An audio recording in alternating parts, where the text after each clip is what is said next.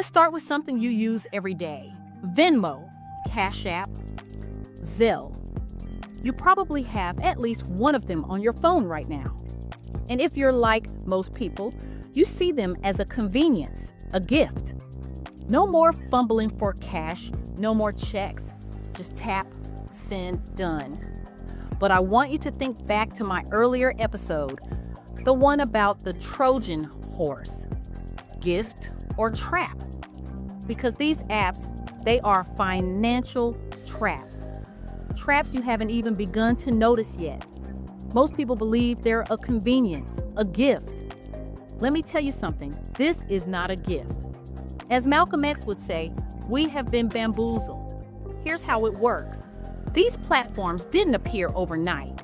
They were introduced slowly, wrapped in friendly colors and social feeds. Send money to a friend with a little emoji. Split a dinner bill. It felt harmless, even fun. And over time, you stopped carrying cash. You stopped using physical money altogether. Why would you? The app was right there. It was easier. That's the trap. This convenience creates a habitual pipeline. Every time you use Venmo instead of handing over a bill, you're training yourself to prefer digital. You're building a habit, and that habit lowers your resistance to what comes next. Because when the government introduces its own digital currency, a central bank digital currency, or CBDC, it won't feel like a fundamental shift in control. It will feel like a seamless upgrade. You're already digital. You're already using apps. You're already comfortable with money that exists only as numbers on a screen. So switching to a state-controlled version, that won't seem strange. It will seem like the next logical step. And that's exactly what they're counting on. Most people are oblivious to this, not because they're stupid, but because they're distracted. By design, chaos everywhere, culture wars, breaking news, scroll, react, repeat.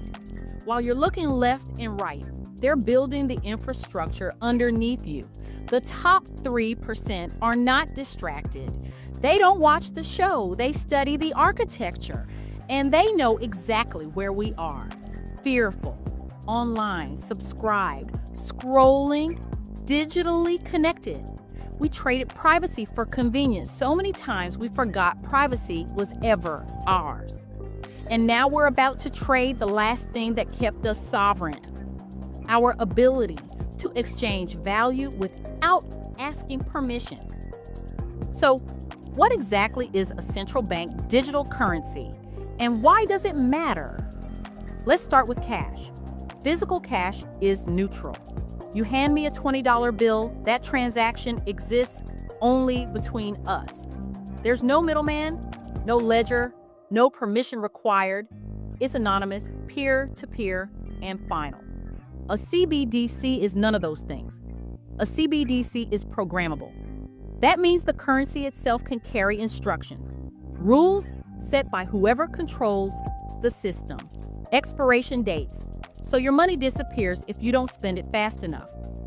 Restricted spending categories, so you can only buy certain things. RFK talked about this explicitly, and what he was pointing to is the standard. The foot in the door. Let me take you back.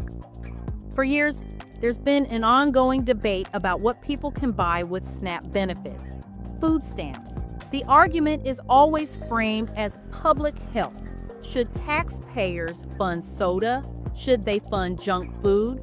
On the surface, it sounds reasonable. We don't want to pay for things that harm people, right? Now, here's what I need you to pay attention to, fam. They started with food stamps because that was the easiest target. I'm sorry, but I've got to repeat that. They started with food stamps because that was the easiest target. That population is already dependent on the system, already surveilled, already judged. So the restrictions come in under the banner of helping or protecting. And most people who aren't on food stamps don't pay attention.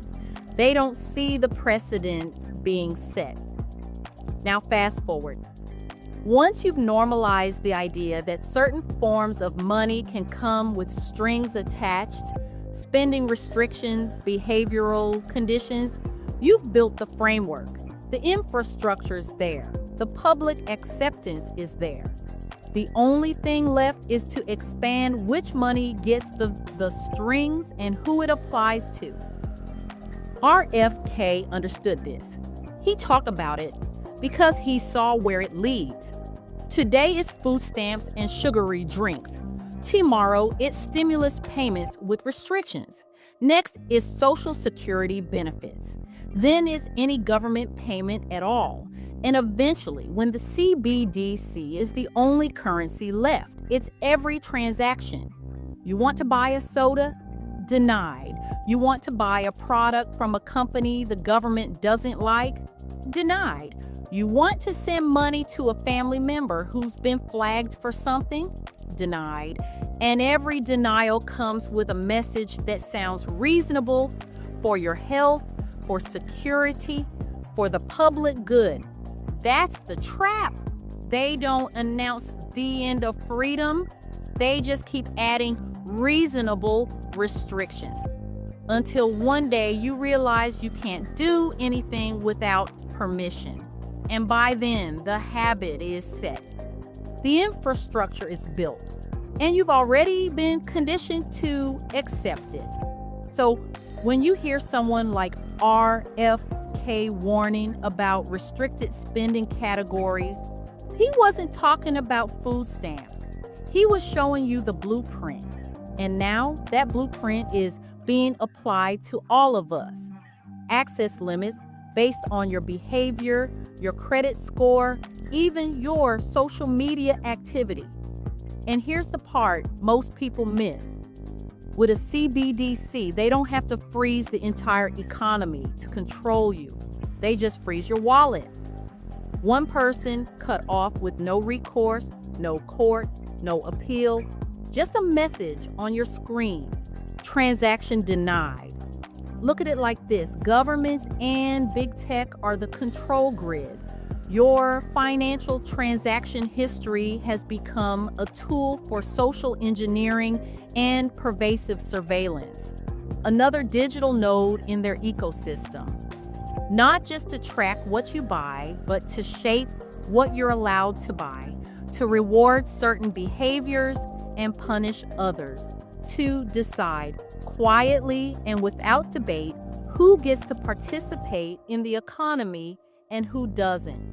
Now, if you're thinking this sounds extreme, look at what's already happening around the world. China's digital yuan is the model everyone points to, a top-down state mandate. The government built it, forced it into use, and now they control every transaction. But here's the distinction that matters. The West isn't doing it that way. The Western approach is the Trojan horse, commercial adoption first.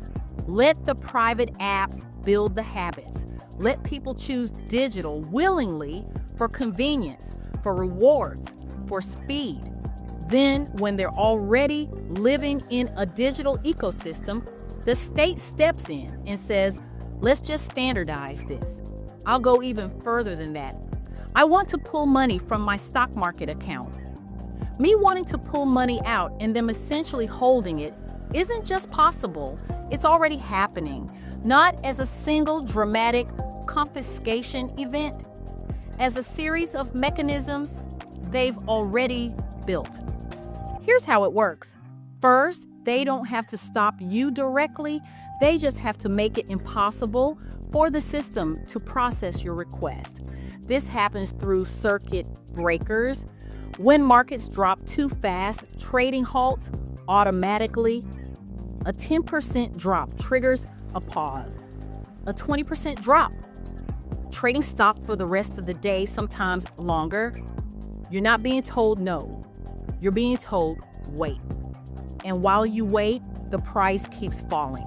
Second, they can suspend specific stocks indefinitely. The SEC has been doing this Since September 2025, they've suspended trading in multiple companies, not for days, but for months. The exchanges follow their lead. No trading, no selling, no exit. Your money is right there on the screen. You just can't touch it. Third, they can sanction the company you're invested in. In Nigeria, regulators suspended trading in Zeches. Agro-Allied investigated them. And when trading resumed, the share price had been cut by over 50% by regulatory order, not the market. Regulators. They set the new price. Indonesia just gave us a preview of how fast this can escalate. In January, their stock market dropped, triggered a trading halt. And within days, the head of the exchange resigned. 4 senior regulators stepped down. And global index providers threatened to downgrade the entire country's market status. The system seized up. Investors couldn't get out. Now they're waiting to see if the country even remains classified as an emerging market. So if you're wondering if they can hold it, keep you from withdrawing, yes, they already have the mechanisms. Circuit breakers, indefinite suspensions, regulatory price adjustments, and they're all framed as investor protection. Let that sink in. Now, layer this on top of what we talked about with CBDCs. What's the difference? In the stock market, they can freeze your ability to sell, but the money, in theory, is still yours. With a CBDC, they don't have to freeze the market. They freeze your wallet, they limit your transaction, they decide what you're allowed to spend on. No market-wide halt needed. Just you personally cut off. The pattern is the same. The infrastructure of control is being built piece by piece. Stocks have circuit breakers, crypto exchanges freeze withdrawals, banks have transaction limits, and soon your digital dollar will have a programmability switch. You put thousands into stocks. You're watching it crash. And now people are asking, can they stop me from leaving? They can. They already do. The only question is whether you're in the market when they pull the lever. This is some sneaky, creative, and unfathomable bullshit. And you know what this reminds me of? It reminds me of how they're already tracking our every transaction, every site, following our habits, watching what we like, what we dislike, where we go, who we send money to. We're like little ants building molehills of ecosystems to supply their business needs, their bottom line, their greed. Every tap of your phone is data. Every transaction is a profile. And we've been doing it willingly for years because they told us it was convenient. We were led to believe that it was a gift. And you want to know what comes next? To make it official. One system forces the cage on you. The other encourages you to build the cage yourself, brick by brick, every time you tap your phone instead of handing over cash. This is the shift we're living through. Money is moving from a tool of freedom to a tool of the system. And most people haven't even noticed. Let me give you a metaphor. You remember the movie Home Alone? Kevin, the kid, gets angry at his family and wishes they would disappear. Then he wakes up. The house is empty and he thinks his wish came true. He feels like he's in control. He's the man of the house. But it's an illusion. His family didn't disappear because of his power. He was just left behind by accident. And the moment the real threat shows up, he realizes he had no control at all. That's where we are with digital finance. We've been told we have control. We can send money instantly. We can invest with a tap. We can manage everything from our phones. It feels like autonomy. It feels like we made the cash disappear and now we're in charge. But it's an illusion. Because the moment the platform owner decides to remove your access, whether it's a bank, an app, or eventually a government, your perceived autonomy vanishes instantly. You're not in control, you're just a guest in their system. So, what do? Here's where we land. True financial autonomy requires moving away from the digital comfort zone. It requires reclaiming the old school tools that the system cannot program out of existence. Physical cash, tangible assets, things you can hold, store, and exchange without asking permission. I'm not saying go off grid or reject every convenience. I'm simply saying understand the trap, see the Trojan horse for what it is, and start making decisions, deliberate, uncomfortable decisions, to keep something for yourself that the system can't touch.